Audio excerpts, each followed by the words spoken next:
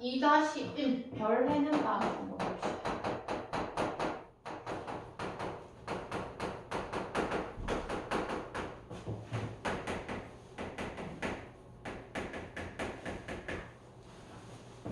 윤동주. 우리한테 있어서는 어쨌든 좀 익숙한 시인이지. 자, 여기서는 이제 서정갈래 2단원에서는 서정, 서사, 극갈래에 대한 특징도 제시가 되네. 자, 그래서 보면 서정갈래의 개념과 특성이라고 해서 개념, 작가의 주관적인 정서를 표현하는 문학 양식이다 라고 되어 있어. 그럼 서정갈래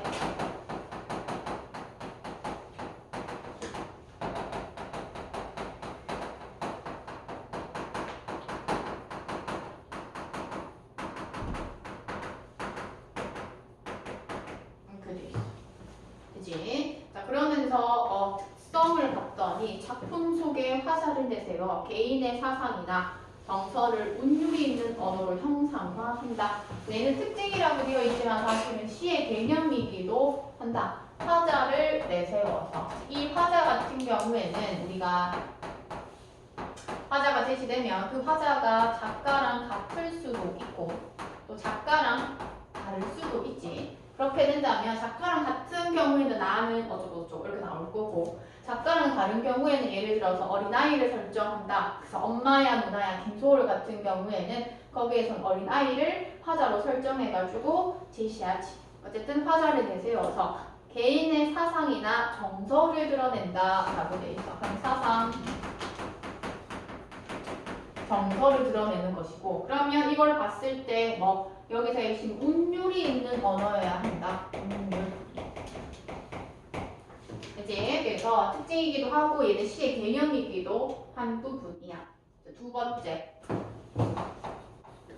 두 번째는 이제 표현상 특징과 관련해가지고 제시되는 부분이네. 비유, 상징, 단어, 역설 등의 다양한 표현 방법을 활용해서 주제의식을 함축적으로 드러낸다라고 얘기해서 표현법. 그래서 시가 들어가면 무조건 표현상 특징에 대해서 나올 수밖에 없고 가장 기본적으로 많이 나오는 게 비유지. 비유하면 우리가 뭐 의인, 직유, 은유 이런 것들 그리고 상징적인 요소라든지 거기에도 있듯이 단어나 역설이나 도치나 이러한 것들 등등 그지? 다양한 표현법이 우리가 나올 수가 있고 특히 단어, 역설, 도치, 뭐 반복 이런 것들은 뭐 직구의 의미나 주제를 강조하기 위해서 많이 쓰인다. 세 번째, 심상을 활용해서 시적 대상이나 상황을 감각적으로 구체화한다. 우리가 심상이 사용되었을 때는 심상을 사용했다, 다양한 심상을 사용했다 이렇게 나올 수도 있지만 감각적으로 표현했다 이렇게도 나올 수가 있는 표현이야. 그럼 우리가 시각, 미각, 촉각, 청각, 후각 그리고 공감각까지 그렇게 제시가 되고 서정갈래의 구성 요소래 정서, 시를 통해 시인이 전달하고자 하는 여러 가지의 감정이 있어야 된다. 라고 되어 있지. 그럼 시의 구성 요소는 첫 번째 정서구 그리고 두 번째 운율, 글자의 소리를 통해서 생기는 음악적 효과 두 번째 구성 요소 그리고 심상, 마음속에서 그려지는 감각적인 모습 세 번째 구성 요소로서 이렇게 구성이 되구나. 작품을 둘러싼 맥락에 우리 앞에서 이제 봤던 부분 작가, 사회, 문화적 배경, 독자 이러한 것들을 고려한대. 그래서 주제를 구현하고 작품 해석과 감상을 풍부하게 하고 고유한 가치와 개성을 가지며 미적 감동을 준다. 자, 그래서 2-1단원에서 우리가 공부하는 건 별, 해는 밤이야. 갈래, 자유시, 서정시, 성격, 해상적, 성찰적, 의지적, 사색적. 그러면 윤동주 시인의 작품은 워낙 많잖아. 워낙 많은데 그 윤동주 시인의 이제 여러 많은 작품에서 드러난 특징이 이러한 성찰적 특징이 잘 드러나. 그렇다면 이 성찰적 특징이 드러나는 다른 윤동주의 시를 가져와가지고 또 연계해서 낼 수도 있겠지. 쌤이 아까 1단원에서 언급했던 쉽게 씌어진 시 뭐 그런 것만 하더라도 그런 특징이 잘 드러나. 의지적, 제재는 별이고 주제, 아름다운 과거에 대한 그리움과 자기 성찰 이렇게 돼 있어. 그러면서 특징, 현재, 과거, 현재, 미래의 시간적 흐름에 따른 시상이 전개된다. 산문적 리듬을 가진 연을 삽입해서 운율에 변화를 주고 상징적 시어와 감정이입이라고 돼 있어. 상징 그러면 우리가 서정 갈래 특징에서 봤던 것 중에 여기서는 상징이 들어가고 또 감정이입이 들어가면 시험에서 무조건 언급될 수밖에 없어. 그러면 기본적으로 그냥 표현상 특징에 대해서 나올 수도 있고 아니면 감정이익에 밑줄 쳐놓고 같은 거 골라라 이렇게 나올 수도 있어.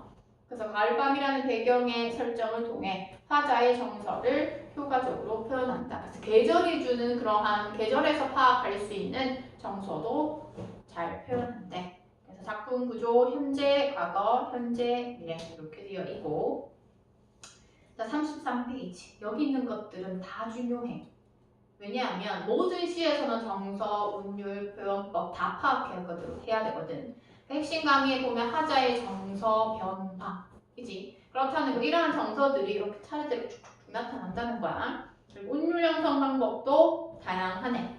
문장 구조, 나열, 대꾸 또는 비슷한 문장 구조 반복, 비읍니다, 문장 구조 반복 이러한 것들. 자, 오연의 시행별 특징과 효과, 행구문 없이 산문 형태로 쓰였다는 거, 시의 호흡을 빠르게 해서 그리움의 정서를 고조시키다 라고 돼 있어. 그러면 우리가 산문 형태로 썼다라고 얘기했을 때 시의 호흡을 빠르게 한다 이렇게 돼 있지. 그러면 우리가 느리게 하는 경우에는 시행을 좀 더 짧게 구성하면 되거든. 그래서 그러한 것들도 살펴볼 수 있고 표현상 특징 심상 드러난다. 그리고 감정이입 드러난다. 라고 하는 거 두 가지 또 체크해 볼 수가 있네. 5번 시적 배경 나와 있어. 일제강점기 창시개명 뭔지 알지? 창시개명이 이루어지던 시대의 상황 내 이름자를 써보고 흙으로 덮어버렸습니다. 일제 굴복해서 일본어 성으로 바꾼 것에 대한 부끄럼. 이 윤동주 시인의 특징 중에 하나는 여기서도 그렇고 다른 시에서도 그렇고 자기가 이제 지식인으로서 어쨌든 공부를 많이 한 사람인데 일제강점기에서 이제 우리 민족이 어쨌든 잘 살아남기 위해서 실질적인 역할을 하지는 못했어. 그냥 시를 쓰고 문학 활동을 했기 때문에 시에서 그런 것에 대한 부끄러움 이런 것들이 잘 드러나는 부분이고 만약에 우리가 앞에서 봤던 저 문학 소통의 특성이 이 별 해는 밤과 구성해서 나타난다면 그지? 저 현실 사회를 기준으로 감상하는 반응학적 관점에 대해서 콕 집어서 또 물어볼 수도 있는 부분이야. 1단원에 있지만 여기 나와 있는 2-1단원과 같이 연계해서도 나올 수가 있겠다. 되지? 그러면 별에는 밤 34페이지 한번 봅시다. 자, 계절이 지나가는 하늘에는 가을로 가득 차 있습니다. 라고 돼 있어. 자, 가을로 가득 차 있다. 앞에서 계절에서 오는 그러한 정서도 있다라고 되어 있지. 우리가 가을 하면 일반적으로 그러한 쓸쓸함의 정서를 불러일으키는 계절로서 제시가 돼.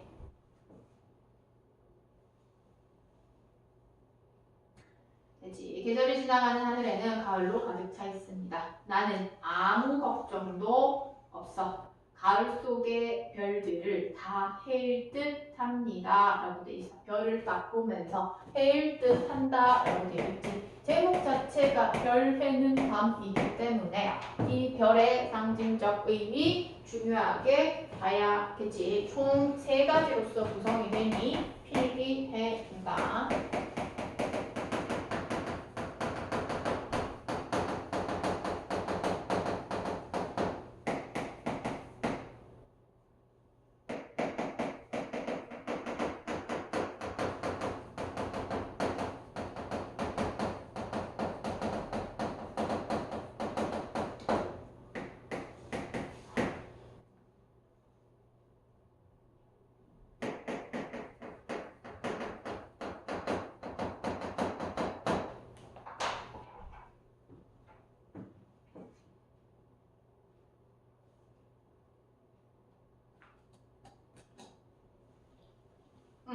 가을 속의 별들을 다 헬 듯 합니다. 이렇게 얘기를 해. 그래서 별을 보면서 이제 생각이 잠기게 되는 거지. 가슴 속에 하나 둘 새겨지는 별을 이제 다 못 해는 것은 쉬 아침이 오는 까닭이요 라고 되어 있다. 그러면 별을 다 해지 못하는 거 아침이 올 경우 별이 안 보이잖아. 그치? 안 보이기 때문에 어떻게 보면 뭐 현실적 제약이라고 볼 수가 있어. 이게 뭐 장애물까지라고는 해석되지 않는데 밝아지게 되면 별이 보이지 않기 때문에 그렇게 살펴볼 수 있고, 내일 밤이 남은 까닭이요. 하지만 또 밤이 되면 뭐가 나올 수 있어? 다시 또 별이 나타나기 때문에 또 마음의 여유도 있구나, 어떻게 보면. 그러면서 아직 나의 청춘이 다하지 않은 까닭입니다 라고 되어 있어. 아직 나의 청춘이 다하지 않는 까닭이다 라고 얘기하는 것은 어느 정도 그 미래에 대한 희망이 있기 때문에, 앞으로 날이 앞으로의 그 미래의 그 시간이 있기 때문에. 그치? 여기까지는 보면 별을 바라보면 이제 여러 생각에 잠겨 있는 그런 모습이 제시가 되고, 자, 그러면서 그 다음 연에서는 그리움의 대상을 떠올린다. 별 하나의 추억과 별 하나의 사랑과, 그치? 별을 바꾸면서 추억, 사랑, 쓸쓸함, 별 하나의 동경, 그리고 시, 어머니, 어머니라고 되어 있어. 그 부분에 있어서는 그리움의 대상이 제시가 되고, 그 그리움의 대상이 여러 나타나지, 열거 되고 또 반복 해서 제시되는 부분. 어머니, 어머니 이렇게 반복되고 있지.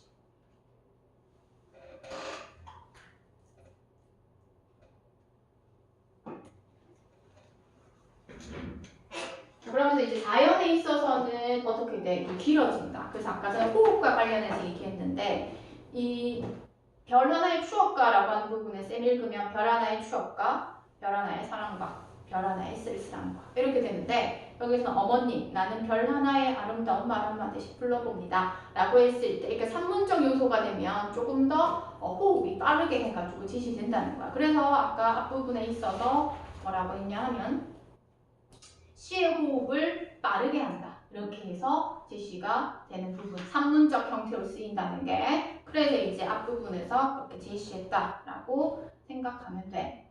그래서 어머님, 나는 별 하나의 아름다운 말 한마디씩 불러봅니다.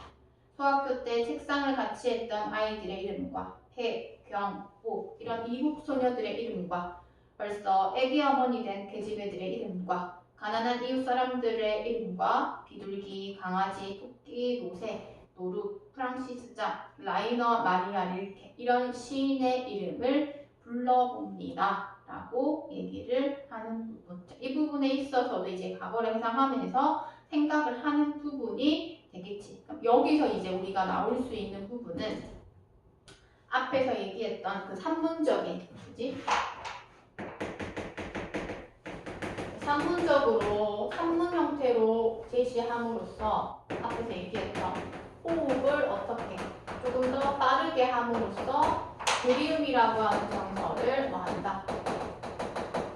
강조한다 라고 볼 수가 있고, 그리고 앞에서 얘기한 뭐 사랑, 쓸쓸함, 동경, 시 이러한 것들을 조금 더 뭐 할 수 있어? 구체화했다 이렇게 나올 수도 있어. 왜냐하면 뭐 시인의 이름 누군지 또 친구 이름도 뭐 폐경 이런 거, 그지? 좀 나오기 때문에 그러한 요소로서 살펴볼 수가 있고. 그러면서 35쪽, 이네들은 너무나 멀리 있습니다 라고 얘기를 하면서 이 그리움의 대상이 있는 사람들, 그지? 이들과의 거리감이 있네, 너무 멀리 있다 이렇게 얘기하지. 이상과 현실의 거리감이 있구나 라고 우리가 파악할 수가 있어. 이상과 현실과의 거리감이 있구나. 자, 그러면서 별이 아스리 까마득하게, 아스리는 까마득하게 멀듯이 어머님, 그리고 당신은 멀리 북간도에 계십니다 라고 얘기하면서 멀리 있는 그 추억 속의 존재들, 그리고 어머니를 떠올리고 그러면서 그리워하는 것 정도 우리가 파악할 수가 있겠네. 자, 그러면서 이제 현재다. 나는 시작과자가 겉으로 드러나 있고 무엇인지 그리워 이렇게 되어 있어. 그러면 여기서의 무엇이라고 얘기를 하는 것은 어머니나 고향이나 조국이나 친구들 있지. 그 무엇인지 그리워. 이 많은 별빛이 내린 언덕 위에 내 이름자를 써보고 흙으로 덮어버리었습니다. 자, 그러면 이것도 앞에서 나왔던 부분이야. 내 이름자를 썼다가 덮었다라고 얘기하는 부분은 부끄러움을 느꼈기 때문이야. 그래서 이 부분에 있어서는 반성적, 성찰적 태도가 드러난다라고 살펴볼 수가 있는 부분이고, 시적 배경과 관련해가지고 일제에 뭐했던 굴복했던 그 모습에 있어서 반성적이고 성찰적인 모습을 제시가 된다. 창시개명도 나왔었지. 그래서 아무것도 하지 못하고 지식인으로서 그러한 모습 제시가 되고, 그러면서 나는 밤을 새워 우는이라고 돼요. 자, 밤 나오네. 일제강점기를 배경으로 했을 때 이 밤이라고 하는 게 나오면 대부분 일제강점기에 암담한 현실을 드러낸다. 이렇게 얘기를 하지.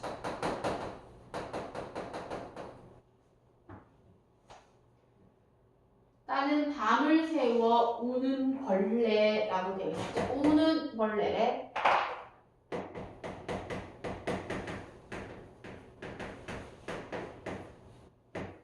우는 벌레라고 하면서 부끄러워 이름을 슬퍼하는 까닭입니다. 그러면 벌레가 우는데 부끄러워 이름을 슬퍼한다라고 되어 있어. 사실상 우리가 벌레가 지저귀다 소리를 낼 때는 이 벌레가 우는지는 파악할 수 없지. 근데 실제 화자의 우리가 상황이라든지 정서를 본다면 얘는 이러한 현실에 대해서 자기가 되게 부끄러움을 느껴. 그렇기 때문에 이 벌레도 그러하게 느낀다. 즉 시적 화자와 시적 대상의 정서를 일치시켜서 표현하는 것을 우리는 뭐라고? 감정이입의 대상이다. 이렇게 얘기를 해. 됐지? 그렇다면 이제 이 부분에 있어서도 별도 중요하고 이 부분에 있어서도 이제 언급될 수 있는 부분이야. 그러면 이제 감정이입이 나왔으니까 우리가 크게 본다면 쟤네들을 객관적 상담물을 만들고 포괄적인 개념으로도 나올 수가 있어. 객관적 상담물이라고 얘기를 하면 여기 있는 것처럼 시적 화자의 그 감정이입이지. 그것처럼 화자와 그 대상과 정서를 일치시켜서 나타나는 감정이입의 대상. 또 우리는 크게 봤을 때 객관적 상담물이라고 얘기도 해. 그지? 근데 이렇게 대비시켜서 나타나는 것도 얘는 감정이입은 아니지만 객관적 상담물이라고 얘기는 하거든. 그래서 만약에 감정이입의 대상이지만 좀 더 포괄적으로 나왔을 때도 우리가 알아차릴 수 있어야 한다. 그래서 보통 이제 뭐 그 대상과 시적 화자를 상황을 대비시켜가지고 저 깨꼬리는 암수가 다정한데 항조가 이런 거에서 보면 나는 외롭다 이렇게 얘기를 해. 그러면서 시적 화자의 정서를 강조하는 거, 그것도 객관적 상담물이거든. 포괄적으로 봤을 때는 객관적 상담물, 조금 이렇게 그냥 감정이입 자체로만 봤을 때는 이렇게 요거를 고르면 돼. 그래서 요거 같은 경우에도 외부 지문 나오거나 아니면은 이제 1번부터 5번까지 해서 쓰인 거 찾아라 이렇게 나올 수가 있는 부분. 자, 그러면서 그러나 나와요. 그러나 시에서의 그러나가 나온다. 그렇다면 우리는 이것을 뭐라고? 시상전환이라고 얘기를 해요. 시상전환. 그래서 일반적으로 시상전환은 뭐 얘도 그렇지만 부정적 감정에서 긍정적 감정으로 하거나 아니면은 힘들어하고 좌절하고 부끄러워하다가 그걸 기준으로 의지적으로 바뀌는 그러한 패턴으로서 많이 쓰인다라고 볼 수가 있어. 얘도 앞에서는 뭐 그리움도 있겠지만 내가 너무 부끄럽고 하는 부분 나오지. 하지만 그러나 겨울이 지나고 라고 돼 있어. 겨울은 뭐랑 같은 거? 이 밤과 같이 삼각형이야. 자, 봄과 같이 삼각형이야. 자, 겨울이 지나고 나의 별에도 봄이 온다면 이런 추운 계절 보통 겨울이기 때문에 부정적 요소로서 쓰이고 봄이 온다라고 하면 따뜻한 봄이야. 일제강점기에서 이 봄이라고 하는 건 우리가 동국, 광 독립이 오면 많이 쓰이지. 독립이 오면 또는 그러한 희망이 오면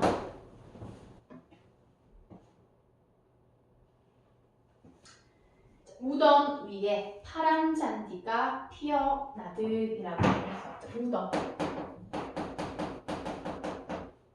파란 잔디. 자, 봐봐. 생각을 해봐. 딱 봐도 무덤은 부정적 의미고, 그지? 파란 잔디는 뭔가 생생하고 뭔가 생기 있고 그런 이미지지. 무덤이라고 하는 건 우리가 보통 돌아가시면 무덤 배우잖아. 그지? 죽음이라든지 절망의 이미지와 연계가 된다라고 본다면 파란 잔디는 뭔가 생성되는 거기 때문에 이 죽음과 절망과 대비되는 짝으로 해가지고 부활 또는 재생.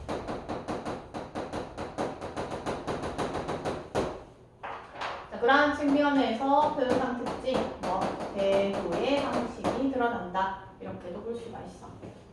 표현법 꽤 많이 나오지. 상징도 나오고, 대조도 나오고, 감정이입도 나오고, 다양하게 많다. 자, 그러면서 무덤 위에 파란 잔디가 피어나듯이 내 이름자 묻힌 언덕 위에도 자랑처럼 풀이 무성할 계획이다. 풀이니까 얘도 뭐야? 이거 파란 잔디랑 똑같지 뭐. 그치? 자, 풀이 무성할 계획이다 라고 한다는 건 그런 부활과 재생이 있었으면 좋겠다. 미래에. 이렇게 얘기하는 부분이지. 그럼 마지막에는 그 조국 강국에 대한 염원, 신념 이런 것들을 볼 수가 있겠지. 나중에는 풀이 무성할 거다. 그러면 재생과 그런 긍정의 이미지가 가득할 거다라고 얘기하고 있기 때문에 마지막 부분에서 이렇게 제시가 되는 부분이야. 그래서 그러나 이전에 성찰과 관련해가지고 반성하고 부끄러워하는 것과는 달리 조금은 더 희망적으로 바뀌었지. 그래서 우리가 시상전환 이렇게 얘기를 하는 부분이야. 됐지? 그렇게 살펴볼 수가 있고, 그럼 표현상 특징으로 봤을 때 심상 같은 것들은 너희가 이제 중학교 때부터 했으니까, 그지? 파란이라고 하던지 그러한 시각적 심상, 우는 청각적 심상, 이 정도 찾을 수 있지. 그렇게 이제 살펴보면 되고, 반복되는 것도 너희가 찾아볼 수 있으니까 그러한 것들. 그래서 반복되는 그 음료 형성 요소는 33페이지에 2번 있지. 요거 보면서 딱 하는 것이 조금 더 깔끔하다. 이제 그렇게 보고 그 다음에 또 33페이지 앞으로 넘어와서 이용하기 시도 봐야 돼. 자, 이용하기 시 하나씩의 별과 비교 감상, 이용학, 자유시, 서정시, 성격, 얘도 성찰적이래. 제재, 유랑민과 별, 주제, 일제강점기 유랑민의 고달픈 삶과 예. 우리가 일제강점기라고 얘기를 하면 그냥 일제가 우리나라를 억압했던 시절 그 자체에 대해서 다루기도 하고 아니면 이렇게 이제 살기가 너무 힘들었으니까 또 돌아다니는 삶을 우리는 유랑민이라고 얘기를 하지. 또 돌아다니는 백성들을 그 유랑민에 대해서 힘들었다, 슬프다 이런 것들에 대해서도 제시가 된다. 그래서 6번 그 이용학의 하나씩의 별에서는 그 유랑민의 삶에 대해서 제시하고 있구나. 자, 빛과 어둠의 대비, 열거와 유사한 문장 구조의 반복이 드러난다. 이렇게 제시가 되네. 그러면서 이 하나씩의 별과 별의 흔밤의 의미 이렇게 되어 있고 정리되어 있다. 하나씩의 별에서는 불안한 현실 속에서 저마다 품고 있는 희망. 그래서 대부분 별은 조금 긍정적 이미지로서 많이 쓰이지. 그럼 이 시와 관련해서는 여기에 36페이지 예. 36페이지 한번 보자. 얘는 조금 그래도 기니까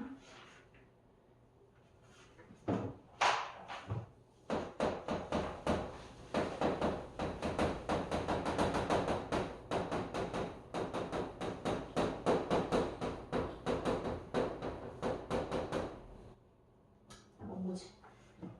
무엇을 실었느냐? 화물열차의 검은 문들은 탄탄히 잠겼다. 이렇게 돼 있지. 시각적 신상 드러나네. 그러면 이게 지금 윤동주의 별의 눈밤과 같이 연계가 되어 있기 때문에, 그치? 서술상 특징, 표현상 특징과 같이 연결될 수 있어. 그러면 별의 눈밤에서도 시각이 드러났고 여기서도 시각 드러나네. 그치? 공통점과 차이점 볼 수 있어. 그러면서 바람 속을 달리는 화물열차의 지붕 위에 라고 돼 있어. 그럼 바람 속을 달리는데 여기서의 바람은 시련, 용납, 그래서 그렇게 많이 쓰이고 화물열차의 지붕 위에 이렇게 돼 있어. 우리가 제각기 들어눕는다. 생각을 해봐. 바람 속을 달리는 화물열차 안에 아니라 그 지붕 위에 우리가 제각기 들어누워 있다 라고 얘기를 하는 부분. 그렇다는 건 그 삶이, 그치? 현실이 어떻다는 거야? 힘겹고 위태롭다는 거야. 이제 막 기차, 화물차 쭉 달리고 있는데 그 화물열차 안도 아니고 그 위에서 우리가 있고 그 위에 심지어 바람이 분다라고 돼 있잖아. 그치? 바람 속을 달리는 화물열차의 지붕 위에 우리는 제각기 들어누워 한결같이 쳐다보는데 하나씩의 별이라고 돼 있지. 그럼 이렇게 힘겨운 현실에 있어서 우리가 쳐다보는 것이 바로 뭔데? 별이래. 너무 힘겨우니까, 그치? 너무 힘겨우니까 힘겨운 현실에서 이 별을 쳐다본다. 그럼 이 별이 바로 희망적인 거겠지. 현실은 힘들지만 그래도 희망이 있었으면 좋겠다라고 하는 그런 희망.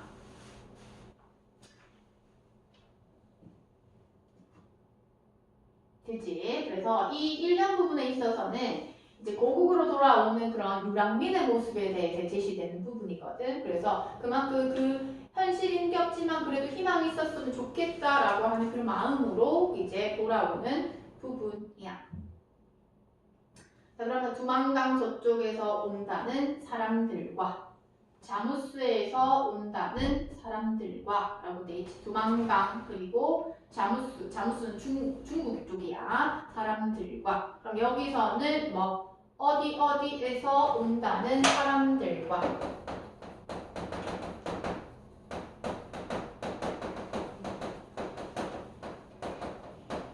자, 비슷한 문장 구조 반복되네. 대입국법. 이것도 별에는 밤과 공통점이다.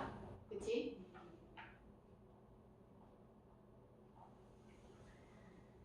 자, 그럼 그러한 사람들과 험한 땅에서 험한 변을 치르고 라고 되어 있어. 그럼 험한 변을 치렀다 라고 얘기하는 건 유랑민이기 때문에 타양에서 뭐를 했구나, 고생을 많이 겪었구나. 자, 눈보라 치기 전에 고향으로 돌아간다는 사람들과, 자, 눈보라도 뭐야? 이 바람과 비슷하네.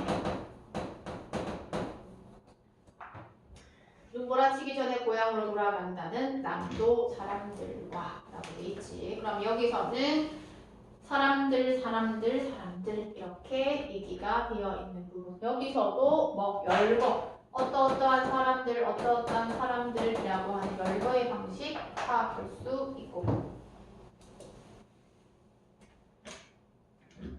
됐지? 그러면 이 사람들이 이제 그 험한 변을 치르고 이제 고향으로 돌아간대. 왜? 일제의 수탈을 이제 견디지 못하고 이제 돌아오는 그런 상황이야.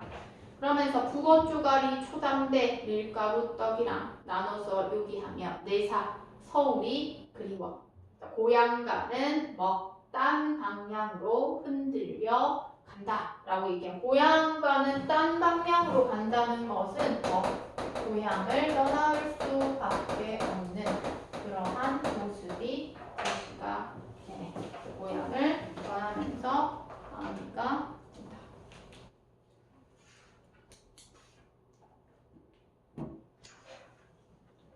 그치? 그 정도로 우리가 살펴볼 수가 있고, 둘 다 지금 시이니까, 그치? 시험에서 우리가 나올 수 있는 요소를 뭐 간단하게만 정리를 해보면, 첫 번째는 서정갈래의 특징. 이런 것들은 어떤 거 나올 수 있냐 하면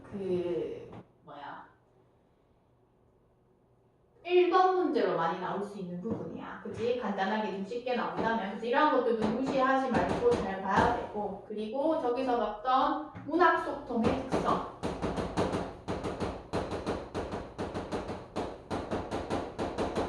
문학 소통의 특성은 둘 다야 1-1도 될 수 있고 3-1도 연계해서 볼 수 있어. 둘 다 시기 때문에 2번 문제와 관련해서는 언급될 문제에서 객관식으로 언급될 가능성이 높아.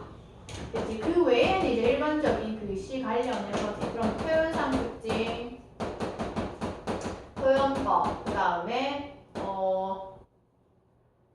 표현법, 그다음에 운율 형성 요소, 정서, 태도 이런 것들은 사실 다 기본이야. 그치? 그런 것들에 대해서 기본적인 특징 암기를 해야 되고 이 3번 같은 경우에는 완벽하게 해야 되는 부분이 이제 고등학교는 뭐가 나올 수 있어? 외부 지문이 충분히 나올 수 있기 때문에 다양한 파트에서 내가 확실하게 암기를 해야 되는 부분이야. 그래서 외부 지문은 특히 이 윤동주 같은 경우에는 다른 윤동주의 시가 나올 수도 있고 가장 일반적으로 나온다면 아니면 일제강점기를 배경으로 하는데 윤동주의 태도랑 정반대에 되는 사람들 있지. 되게 강한, 좀 강하게 남성적 어조를 쓰는 그런 사람들 있지. 그런 시인을 또 제시할 수도 있어. 그리고 그러한 것들은 교재 줬잖아. 그치? 거기에서 다양한 외부 지문 접하면서 내가 살펴봐야 될 수 있는 부분이고 아니면 아예 이런 시상 전환이 들어가 있는 시인데 일제강점기를 배경으로 하는 또 시들도 있어. 그렇게 해서 또 비교해가지고 나올 수도 있는 부분. 총 4가지 측면에서 시니까 그렇게 보면 되겠다. 되지? 일단 오늘